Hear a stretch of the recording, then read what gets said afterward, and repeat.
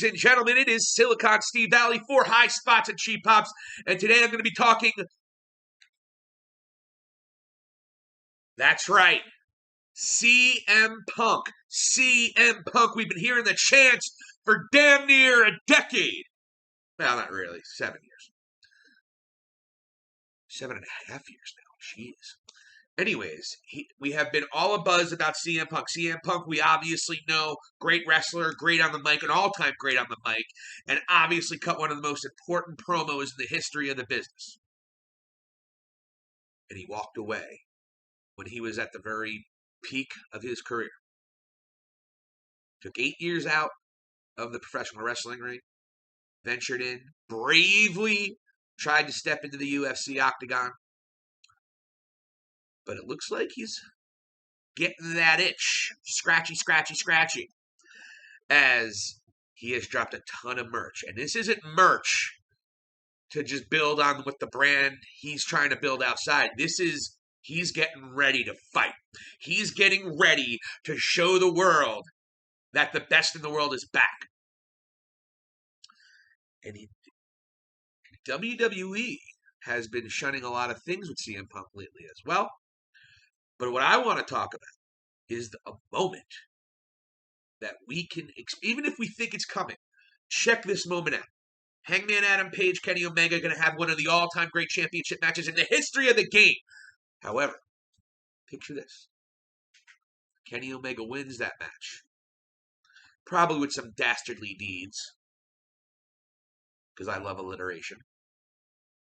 And then after Kenny wins, he grabs the mic, and he says, "Thank God the belt collector is still champion." He says something like that.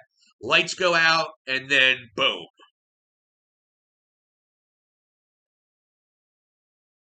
All Out would absolutely explode and be one of the greatest moments in recent professional wrestling history. Even if we know or think it's coming. Daniel Bryan's a big deal.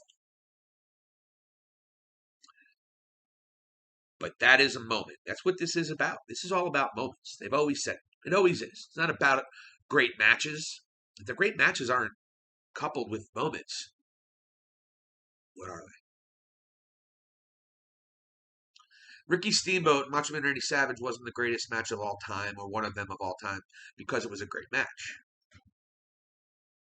It was because of the story that they told, that built up to it, that also a guy like Ricky the Dragon Steamboat, who should have been a champion way before that, finally got his championship reign, albeit very quick. That was the moment. That's why we remember it. And yes, it did help that two of the greatest professional wrestlers who ever did it performed a very well scripted and well developed match.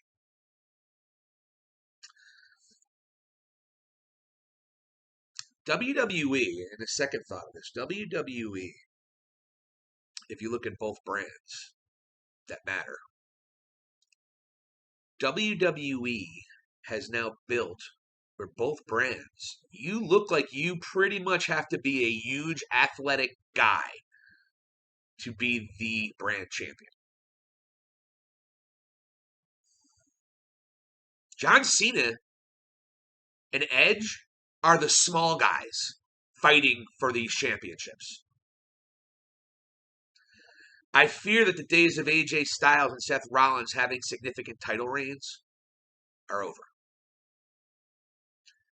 And I know, well, how can you say that? Daniel Bryan just fought for the world championship. Yeah. But the writing's on the wall. We knew Daniel Bryan was never going to beat Roman Reigns again. Over the last year, WWE has changed. It's once again a big man's sport. The only difference is all these big guys can go. They're athletic. They can do what they do. And they're training them verbatim exactly how they want. WWE has become pop music of professional wrestling. They call it sports entertainment. It's pop. It's pop culture. It's pop music. They're the record industry. They're record industry. They're what the record industry did to the music industry of pop music. That's what WWE did. They became a moneymaker, became a machine. And then it didn't become more about the art and the wrestlers breathing life into their own characters. It became more about running an entity and making sure it's popular enough and wild enough just to keep the base. But as we've noticed, even while the WWE is doing some great things with SmackDown,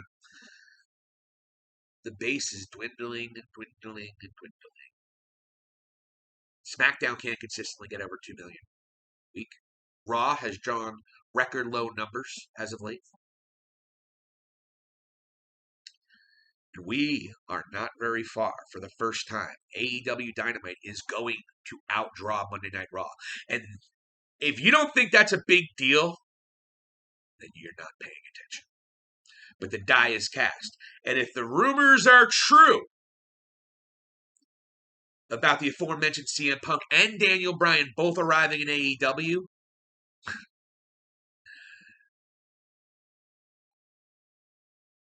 to quote the great Jon Moxley, that would be once again another paradigm shift. Now, here endeth the lesson from the Silicon One, Steve Valley, for high spots and cheap pops.